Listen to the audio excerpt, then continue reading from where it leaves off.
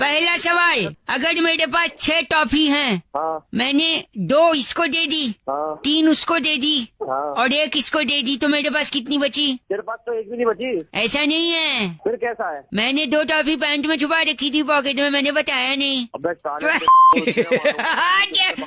अगला सवाल, अगर मेरे पास 4 टॉफी है और मेरे क्लास में एक लड़की है श्वेता, हाँ जल्दी बोल। मैंने वो 4 टॉफी अगर उसको दे दी तो मेरे को क्या मिला? तेरे को मिला